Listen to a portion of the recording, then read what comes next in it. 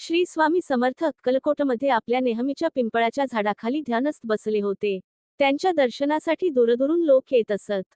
त्या दिवशी पावसाळ्याचे दिवस होते.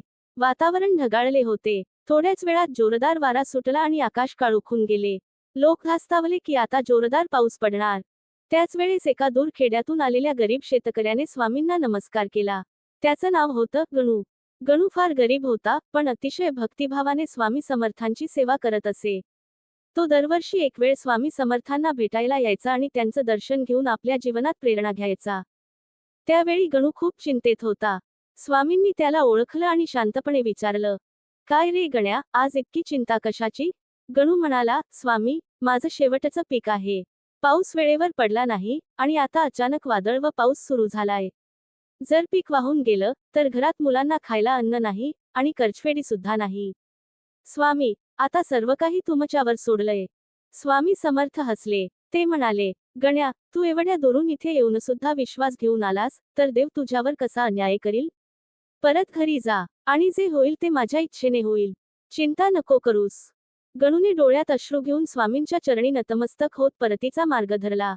त्याला अजूनही शंका होती, पण स्वामींच्या शब्दांवर पूर्ण श्रद्धा होती. दरम्यान, त्या दिवशी अक्कलकोटमध्ये मोठा पाऊस पडला. पण जेव्हा गणू आपल्या गावात पोचला, तेव्हा त्याला एक मोठा आश्चर्य वाटले. त्याच्या शेताच्या बाजूला इतका पाऊस झाला होता की आसपासची सगळी शेते वाहून गेली होती. पण गणूचं शेत मात्र कोरडं व सुरक्षित होतं. एकही पानही हाललेलं नव्हतं. गणू अवाक झाला. तो शेतात उभा राहून फक्त एकच गोष्ट बोलत होता, "स्वामी समर्थ महाराज की जय." या घटनेनंतर काय घडलं? गणूने आपलं पीक विकलं, कर्ज फेडलं आणि आपल्या मुलाबाळांसोबत सुखाने जगायला लागला. पुढे त्याने स्वामींची एक छोटी मूर्ती आपल्या घरात ठेवली आणि दररोज त्यांच्या समोर दिवा लावू लागला. हा प्रसंग गावात पसरला. अनेक लोकांनी हे ऐकून स्वामी समर्थांवर विश्वास ठेवायला सुरुवात केली. अगदी शंका घेणारेही त्यांच्याजवळ येऊ लागले. पण स्वामी नेहमी म्हणत, "विश्वास असेल तर देव जवळ असतो. श्रद्धा असेल तर संकट दूर जातं." कथेचा अर्थ आणि संदेश. या गोष्टीतून आपण एक गोष्ट शिकतो, जेव्हा आपण पूर्ण विश्वासाने आणि मनापासून देवाच्या किंवा आपल्या सद्गुरूंच्या चरणी लीन होतो, तेव्हा कितीही मोठं संकट असलं तरी त्यातून मार्ग निघतो. गणूसारखा गरीब माणूसही फक्त श्रद्धेमुळे वाचू शकतो. स्वामी समर्थ हे केवळ चमत्कारी संत नव्हते, तर ते लोकांच्या जीवनात प्रकाश देणारे दीपस्तंभ होते.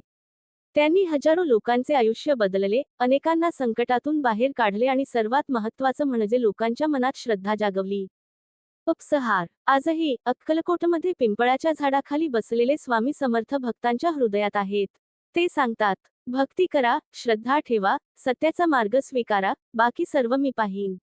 गणूच्या या कथेमुळे आजही अनेक भक्त संकटाच्या वेळी स्वामींच्या चरणी प्रार्थना करतात, आणि आश्चर्य म्हणजे आजही अनेकांना त्यांचा चमत्कार अनुभवायला मिळतो.